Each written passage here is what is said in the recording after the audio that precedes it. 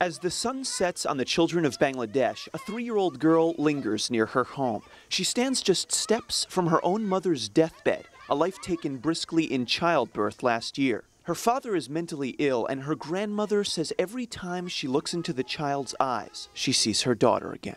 When I look at her, I cannot stop crying. When I am no longer here, who will care for her? 4 out of 5 births in Bangladesh are conducted in rural areas like this one, at home, by so-called traditional birth attendants. These are people with no formal training whatsoever, and unsurprisingly, it's these cases that account for the vast majority of maternal and newborn deaths in the country. But this isn't just Bangladesh's crisis, it's a global one.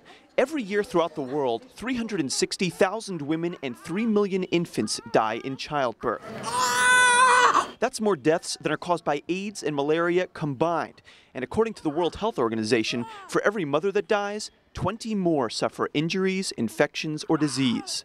Because of this condition, I can't go anywhere. If I had a broken leg, it would be better than this. Nilima has been incontinent since giving birth in 1992. And strange as it may seem, locals believe injuries like hers are contagious. So these women are banished by their communities, even their families. When my husband found out about my condition, he left me and remarried almost immediately. Many of the barriers to care are cultural. For instance, the woman is rarely consulted when it comes time to decide whether she'll deliver in a hospital or at home.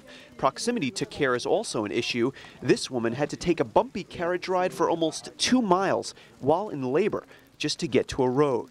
And then financing can become challenging as well. Reproductive health has long been underfunded, and there are also questions surrounding how available funds are spent. Some experts argue that governments should focus on expanding access to basic care, essential training, sterile equipment. But many instead spend millions on pilot programs and new ideas, few of which go anywhere. Before we go and raise more money, what's happening with the money that's there now, even that the government is spending, let alone what the international agencies are promoting? One example that these experts point to is birth planning seminars. The seminars assume women aren't going to the hospital because they can't plan, when often it's because the hospitals are ineffective and expensive. Training programs for staff also can fall short. They often produce well-qualified midwives, but then give them inadequate equipment. It is the duty of the governments to provide care for people who can't afford it.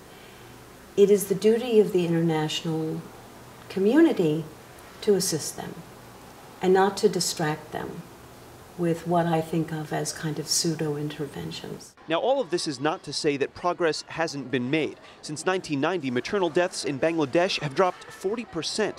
Locals say it's due to the empowerment of women through greater education. And worldwide, maternal deaths have dropped by 1/3 since 1990. But a 2003 World Bank study projected that a health systems approach, which focuses on building basic foundations of care, could cut maternal deaths in the developing world at twice the rate.